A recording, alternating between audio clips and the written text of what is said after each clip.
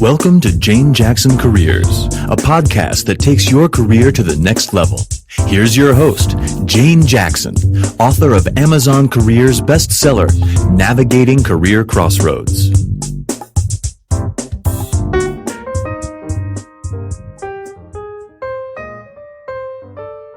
Welcome back to my Careers podcast, where I interview fascinating professionals who've made amazing career changes.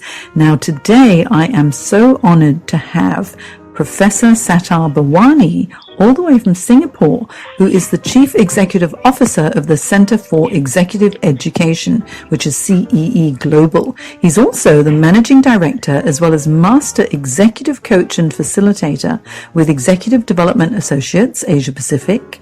Now, Sattar is the Adjunct Professor and member of the International Advisory Board of Curtin Graduate School of Business in Western Australia.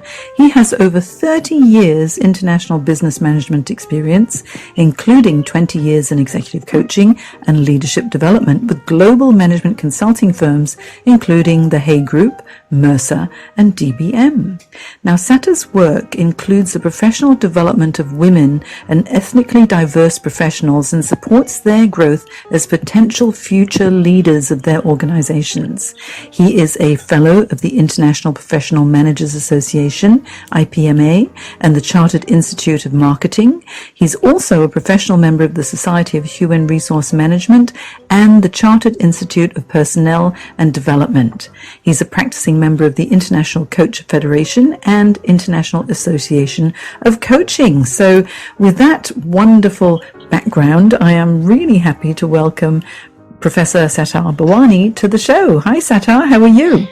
Hi Jane, thank you very much. I'm fine, thank you. Thanks for having me here. Yeah. Oh well, it's so nice that you've agreed to come on, and I know it's around about 5 o'clock in the afternoon in Singapore, and it's about 8 o'clock in the evening in Sydney. So thank you for your time, and I'd love to find out all about you and all the career changes and your career path.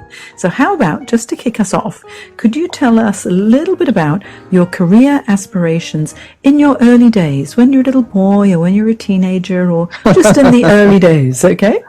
Well, in the 80s, my professional career started in the 80s when I was a medical sales rep,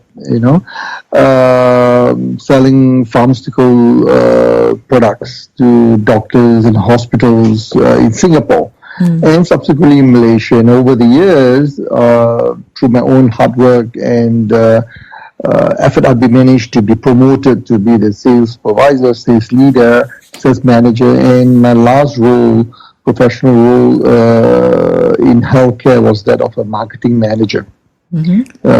So my interest in sales and marketing, has been for about 15 years, and that led me to pursue a certificate in sales and marketing, a diploma in marketing for the Chartered Institute of Marketing in the UK, and I was subsequently accorded the fellow of the Chartered Institute of Marketing in the early 90s.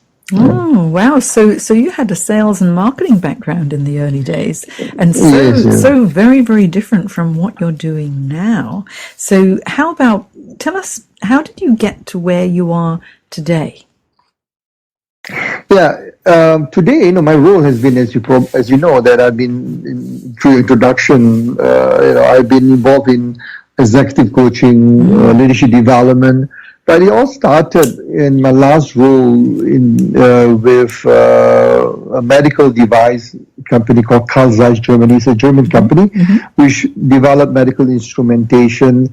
And in that role, one of my responsibilities is looking at developing the sales team, sales and marketing team as a trainer, in-house trainer, and helping them to be able to equip the right skills to be able to, help the company to grow. And through that responsibility, that role, my passion in training and development started, and I've attended programs looking at various, books that by authors like Zig Ziglar, Brian Tracy, Tom Hawkins, to just name a few. And that really allowed me to develop a strong sense of purpose in trying to help people to be better, at that point in time, the salespeople that I lead, the sales team within the organization, not only in Singapore, across the region, but it's more about how to empower people, how to empower your team to help them to be more effective in what they do. And at that time, I used the acronym called SGM, to shape, to guide, and to mold them to be able to be effective what they do, as whether a sales professional or sales manager, through asking more questions, getting them to discover within themselves the issue, the challenge that they face, instead of telling them the solution. And that leads me to my early days into the early foray into the world of coaching, so to speak. So that's where coaching started, and of course, over the years, through other organizations that I work with, Mercury, Hay Group, Mercer, and DBM. Through this organization, I've been given the opportunity to learn, to develop my executive coaching practice, my coaching skills, and how do I use that to help my client to be more effective as a leader, and help them to be able to solve the day-to-day managerial leadership challenges. And that has been for the last 2 years, and that's been very satisfying, and I really enjoyed that very much. I think with that sales background, and especially transitioning into training as well, where I like your SGM, the shape, guide, and mold. So that's a wonderful leadership term, really, isn't it? And I expect that with all of that training and helping people to grow themselves, and then working with more and more of the senior management, that must have really developed your interest in executive coaching and how to continue to help people to grow, not so much to mold them, but just to assist them in their own journey to grow. Absolutely. Yeah. I mean, you're absolutely right. When I talking about SGM, the molding part is more at the salespeople, the younger sales force. At that time, is to help them, to mold them to be great sales professional. Of course, over the years, when I moved into executive coaching, into leadership development, I think it's more about nurturing future leaders. It's about helping them to discover, develop. And that's where I always see myself, Jane, interestingly, as a diamond brilliant, someone who I would say who is able to develop a leader by just like a diamond brilliant who cut, shape, and polish the diamond, or they call it the star facets, polish them to be able to have the brilliance, the appearance of the diamond, which will affect, of course, the final cut, and the value of the diamond. Just like a leader, and I see myself as a coach, is to help the leader or the high potential leader or future leader or the manager to be able to polish them to release their full potential. I like that. I like that saying, diamond brilliantier. How beautiful. So that's how I see myself, and I must admit, it's been a tough journey over the years, because through my first executive coaching experience when I was at the Hay Group, working with thought leaders like Daniel Goleman, Richard Boyarzis, Annie McKee, who are the experts in emotional and social intelligence. Because at that time in the mid-90s, when I was with Hay Group, it gave me the opportunity to work with global leading organizations like IBM, Pfizer, organizations like Boeing, and so forth. So that really propelled me into the area of really helping leaders to grow and learn from best practices, and how organizations in Singapore and across the region can learn and help their leaders to be better. And my role to support them, and it's been both challenging and rewarding at the same time. I think your background and incredible education that you have as well has really positioned you very strongly to be a highly effective executive coach, leadership coach, and trainer. Well, not so much a trainer anymore, but really leadership and executive coaching. But you've gone through quite a number of transitions as well, and so I think that must have really given you the in-depth experience to understand the challenges that leaders do have, regardless of what their background may have been, whether it was in finance or marketing or sales or operations, and they get to that C level. Everyone experiences challenges when it comes to leading a team. Yes. Absolutely, you're right. So whichever role that you play, I mean, as you move from role to role, and this is something I discovered when I was in sales and marketing, moving into training, and from training moving into leadership development and HR, and then into coaching. And each time I transition to different role, and there are different set of challenges that I face in different roles. Obviously, because in terms of skills development, the organizational challenge, the culture, the dealing with different personality. Of course, you need to manage the politics of all. So, but at the end of the day, it's all about helping your organization to be effective, or your team to be effective, by ensuring that you have the skills to be equip the skill. You need to be able to equip the skills to be able to lead the organization successfully. Now that means it's all about self-development. It's all started with yourself. So you need to ask yourself, as you move to different roles, what does it take to succeed in that role? You know, we all talk about the first 90 days. It's all about self-awareness, about you need to know about the different stakeholders, who you need to be able to work with, whether your direct report, your boss. Obviously, the most important is your boss. If you cannot manage your boss, and this is what I told all my coaches, the most important thing about in organizational development is to be able to ensure that you understand and manage your boss effectively. Yeah, so communication's the key, isn't it? Exactly. And then of course, besides your boss, your other stakeholders, including your peers, your direct report, and so forth. So you need to have a very good grounding as you move from one role. As I move, talking about myself, as I move from one role to another, I always ask 3 questions. Do I understand my boss very clearly? What are his expectations? Do I understand his style of communication? And what way do I need to flex or adapt to suit my boss way of working? That's very important. Second, and sometimes you have more than one boss. If you're in a matrix organization, you work with different bosses, so you need to make sure you identify all of them, whether direct or indirect, whether it's dotted line or whatever.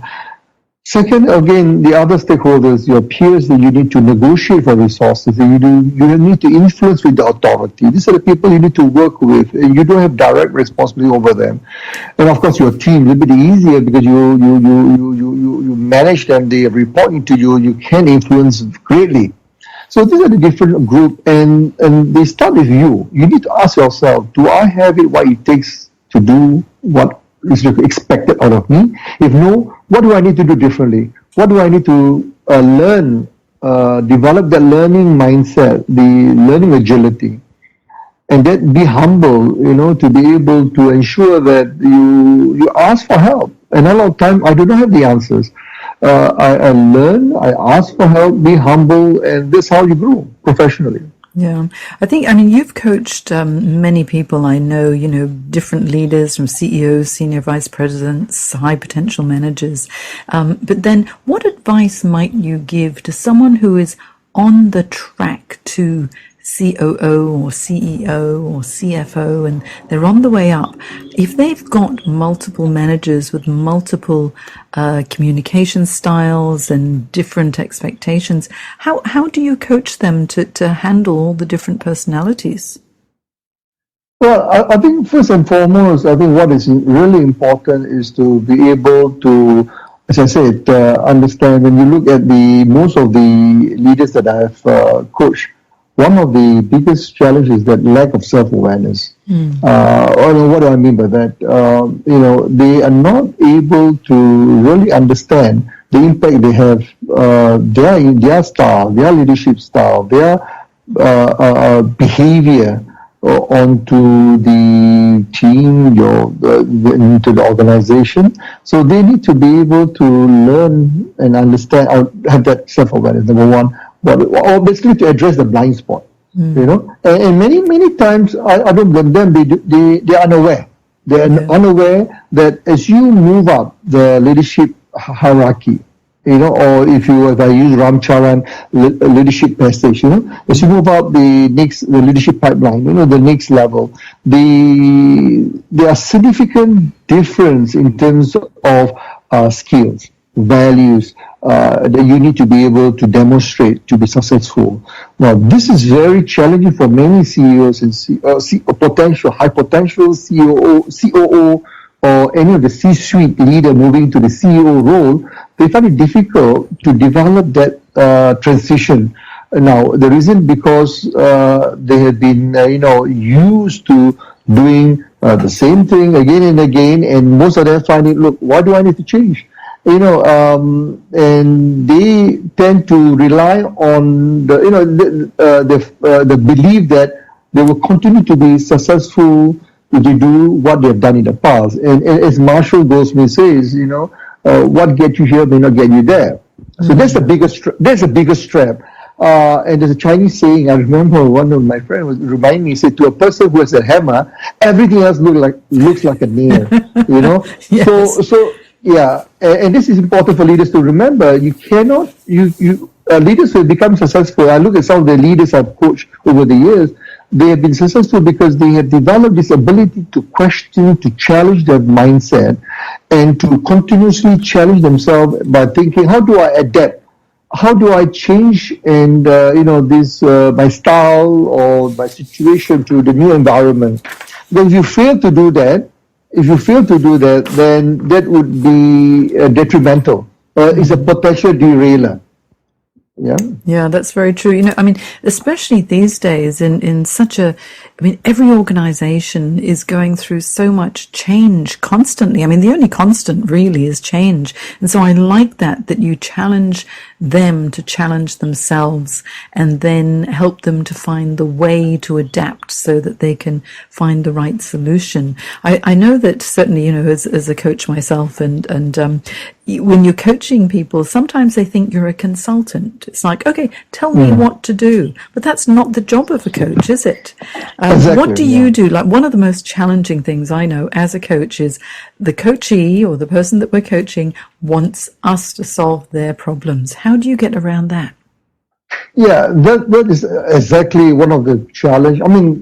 A coachee who consistently expect you to solve the problem. So this is what I do in the beginning. The first meeting when I have a chemistry, we call it a chemistry session, where we have the opportunity to sit with the coachee to understand their challenge, and for us is to assess the coachability of the coachee. And from the HR and the coachee person the coachee is the person that you're coaching, and from the coachee perspective is about to assess whether he or she wants to work with you. Do you have chemistry? Hence the name, the chemistry session comes about. So, but for me is to assess the coachability, and this is where sometimes one of the things that the belief, the mindset, the mental model of this coachee is that the coach role is to provide all the solution, all the answers, which is what the consultant does. So I from the onset, I help them to understand, what does a coach do? What's my role? What's their role? What's their boss role as a sponsor? So that is very important. So what I do is to create the understanding of or set expectations, so to speak. What are the different roles each one of us play in the coaching engagement? So this is very important. So it's not about providing the solution, about creating the opportunity for the coachee himself or herself to develop a level of self-awareness within themselves to be able to solve the problem, so that they don't rely on me as a coach to continuously solve their problem, but they are more independent, self-sufficient. There's a saying, of course, if you teach a man how to fish, you feed him for a day. If you teach him how to fish, you feed him for a lifetime. So this is about empowering and helping the individual to discover within themselves how to do it by themselves. Yeah, and you know what? One of the most exciting moments or most rewarding moments for me is when you see that sudden aha moment, and you see this little flash of like inspiration in their eyes, when it's like, of course, I knew how to do this all along. But then it's the coaching that's drawn it out. Now, I can sense your passion and commitment to this coaching, Sattar, and I know personally that you're an excellent executive coach. What would you say is the most rewarding aspect of your role? Well, I think the most rewarding when they come back to me, the coachee come back to me, or the CEO, if the coachee report to the CEO, they will personally feedback to me, look, I've seen a dramatic improvement. I've seen the impact that leader that you're coaching or the coachee has on the business results or on their performance. So that's number one. This is the acknowledgement. Of course, there are many factors. Coaching only from part of it. There are many other factors will influence results. But the recognition that the support the coaching has provided to the individual, the effort that he or she makes to implement the action plan. So that is number one. I feel, most satisfying, and I see how they grow. Now, for most of the coaching I would say over the 20 years, perhaps the last 10 years has been most rewarding in the sense that I work with mostly high potentials and C-suite who have been identified to take on leadership role. In other words, how do I groom these people? So most of them have been successful, assuming a leadership, CEO or COO, or even move on to be chairman of the board of organization. And what I have found satisfying when they come back to me is, look, hey, it really makes a difference. I've learned so much. I've used those skills that you have helped me, and it doesn't only help me professionally, especially in the area of emotional and social intelligence. It also helped me personally at my home, my family, dealing with my spouse, my children, my parents, my siblings. That is most satisfying when it tells you that they are better person, they're better individuals, not only better leader, but it makes them better parent, better father, better mother. So brother, son, daughters and so forth. So that gives me great satisfaction, and you see them transform and bloom, grow. And irrespective of whatever age, and some of my coaches are in the 60s and some in the 70s who, over the years, they've never been given the opportunity, and then they welcome this opportunity to develop and still see, the need to enhance their emotional and social intelligence skills, to develop their rapport, relationship with their, not only at work, but of course socially and at the family. Coaching benefits in so many ways, and Sattar, your passion comes through so strongly. Now, tell me, as the Chief Executive Officer yourself of the Center for Executive Education, tell me about the Center for Executive Coaching and all of your plans for 2017. Yeah, well, a Center for Executive Education is a consortium of companies across the world that we come together to provide end-to-end solution to help our client to equip their next generation leaders or next gen leaders to be able to meet the challenges in the VUCA world. So that is the purpose. We have a very specific purpose, mission to help next generation of leaders. Now, Sattar, I need to ask you now, because not everybody who's listening will know what a VUCA world is. So VUCA, talk us through that. Yeah, sure. VUCA stands for volatility, uncertainty, complexity, ambiguity, the state of the world today, that from the impact on business is phenomenal. If you look at the election of Donald Trump, you look at Brexit, these are black swan events which we never expect to happen. So this is a very challenging times. So look at the currency, the fluctuation of currency, you look at the convergence of market, you look at industry, confluence of industry between media, technology. If you look at how regulatory, government, statutory, regulatory, that each government, each country impose, make it very complex for you to do business. And also, if you look at consumer behavior, trend, the different generation impose, that make it very ambiguous in terms of how you're able to develop solution products to meet the different generations. So the state of the world, the business world has changed tremendously. So we need to equip our leaders with the skills and readiness to meet head on, to be able to help the organization transform and lead them successfully through this VUCA world. So true. And you know what? The only constant is change, isn't it, Sattar? Exactly. There will always be change, and as demonstrated by honestly, Brexit, who would have thought? And all the other world changes that have been happening, or world events that have been happening recently. So now, with the Centre for Executive Coaching, the Centre for Executive Education, the plans for the future, what are the ones that are really making your heart sing and the most exciting for you? Yeah. Well, thank you. I think for the Center for Executive Education, which is the overall company that we have developed different units to help our different line of business.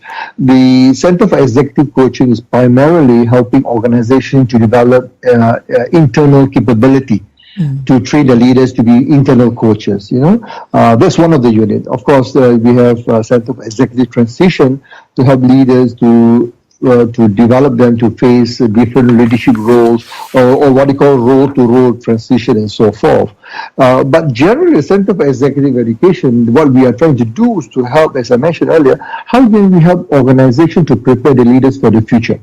Yeah, and what we do is to look for coaches like yourself, experienced, seasoned practitioner who wants to go into coaching or have developed their own practice, who wants to join a network of established coaching practice. Because EDA, our Executive Development Associates in the US, is one of the leading executive coaching firms in the US, and CEE represent EDA in Asia Pacific.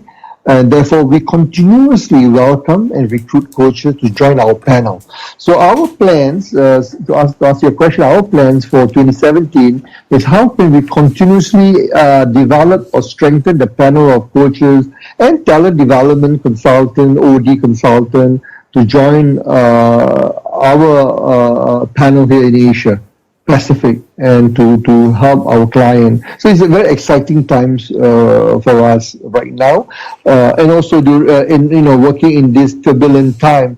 I always see this as an exciting time to help organizations to meet those challenges, and they need good coaches, good consultants to help them not only to help the leaders, but of course also to prepare them when the market turn around. How do you then take the organization forward? Yeah, and I mean, leaders must be prepared for any eventuality or any of the changes that may be happening too. Now, I believe Absolutely. You have a series of very interesting webinars. Tell us about that, Sattar. Yeah, sure. I think the idea of this webinar, because of this leading in the VUCA world that I just mentioned earlier, so what we wanted to do is to help leaders to prepare for this, the transition into this new business environment. How can we help the leaders to equip the skills? So we did look at research, contemporary research based on what's happening in the US, especially in the US, because a lot of research has been done in terms of helping the leaders. So we study in our own report, EDA, published every 2 years, trend in executive development. And one of the critical skills that's required in VUCA is called cognitive readiness. Cognitive readiness is a set of skills which combine both the mental agility or cognitive skills in terms of critical thinking, strategic thinking, innovative thinking, and so forth. And how to use that complement with your emotional and social intelligence to help you to make effective decision, or help you to in your effort to solve problems and making good decisions. So that is the essence of the program. So it's based on the CPR approach. It's contemporary, basically is leveraged on the latest concept on leading in the VUCA world. Second is practical, because it looks at examples, tools that you can immediately apply at the workplace at the end of the webinar. Third is relevant, because it's relevant to the individual participant role as a manager, leader, and how can they help their organization to succeed. So this CPR, contemporary, practical, relevant, is embedded in the webinar series. And in this webinar, there are 6 topics. Let me just very quickly move into that. You can get it through our website, ce-global.com. But the first webinar which we're going to conduct tomorrow is about leading in the VUCA world. as I mentioned earlier, it's about getting them ready for the VUCA world. And in next part, we talk about result-based leadership, how to develop your emotional and social intelligence skills to be able to support the leaders, to be more effective, to lead in the VUCA world. The third one in March is about managing your critical talent, how to develop and support your talent in the VUCA world, and especially the next gen, the Gen Y. How do you develop the Gen Y leaders? Most of them are now starting to assume leadership role, the middle management role. So how do you support them to be effective? So what are the some of skills and practices in managing talent? The fourth is about coaching skills.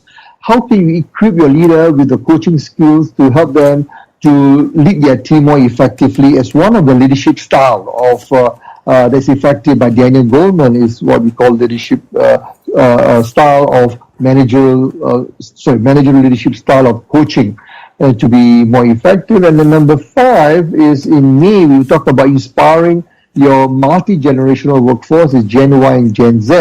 Again, is the next generation. How can you help and understand, help your leaders to understand the differences and what are the expectations of these two new groups, Gen Y and Gen Z, that expects from the leaders. And lastly, in June, we talk about developing high-performing teams to compete in the VUCA world.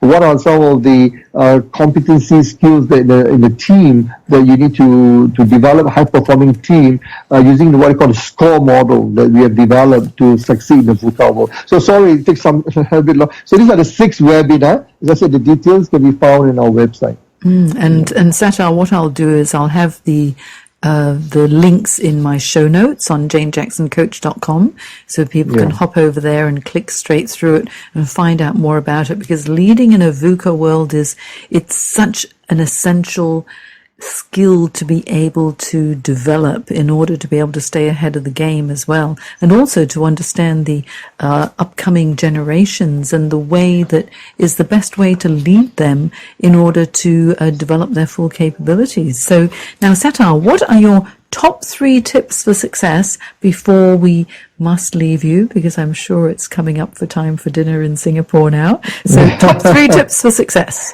Well, thank you, Jane. I think as I mentioned earlier, to recap, I think the 3 things that I would strongly recommend everyone, including leaders who are going for transition and for everyone generally, the ability to develop agility, learning agility, learn, unlearn, relearn, to always question and challenge yourself to develop new skills and knowledge. That is very important. I think this is something where we need to learn. Of course, the Gen Y find it easier.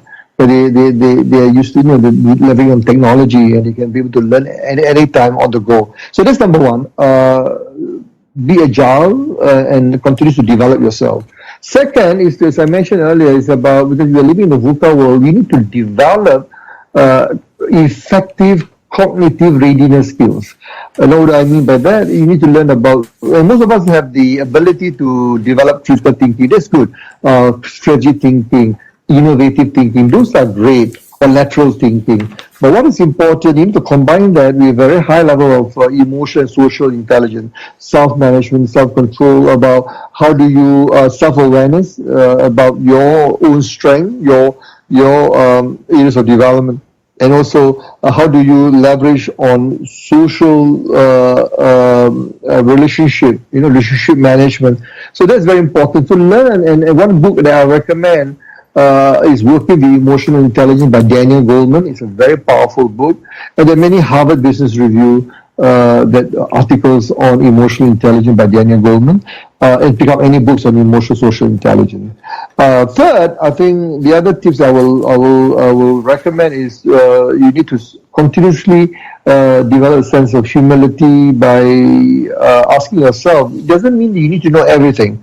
There are times when even me as an executive coach, I may not have the answers, and I always tell, or as a consultant, I may not have the answers, or as a coach, and I always tell the leaders that you need to be able to be humble enough to ask for help.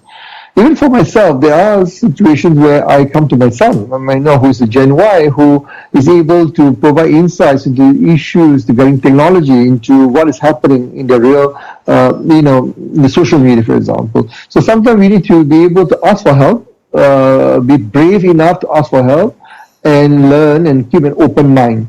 And you'll be surprised what we can learn from the younger generation. Yeah, wise words, Sattar. Very wise words. Be agile, continuously reinvent and develop yourself, develop cognitive readiness skills, and develop humility. Humility is so important. No matter how amazing one becomes as a leader, that humility is what keeps you authentic, isn't it? Absolutely. So what I'll do is on my website, JaneJacksonCoach.com, in the show notes for this podcast, I'll have all of the links to CEE Global, as well as, the link to CEE Global on LinkedIn. And I think this whole series of webinars are a must attend, leading in a VUCA world. So certainly all of the links via ceeglobal.com will be there. And I have to say thank you so much for your time, Sattar. I've known you for the past 16, 17 years now, and I've always been so impressed, because you as a leader and a manager have been just really inspiring to me as well. So thank you so much, and we'll have to have you come back on the show, I'd say in June, after your series of amazing webinars, and tell me how they all went. Yeah, sure. Thank you very much for having me here, Jane. Thank you for this opportunity, and I hope and I'm open to be engaged, and any of your audience want to find out more information that I can share. This is very important sharing, and I must congratulate you. And I've been through some of your podcast interviews. I think it's a commendable effort for you to be able to get impressive speakers, impressive guests on your podcast interview series, and the effort that you're doing to share and for us to learn from one another. That's commendable. And I really appreciate this opportunity. Thank you very much. Oh, you're welcome, Sattar. And let me tell you, the biggest benefit is I'm having a lot of fun. It is so good to talk to people like you, and that's what makes the world go round. Yeah, that's very important. Thank you. Well, we'll talk to you again soon. Bye, Sattar.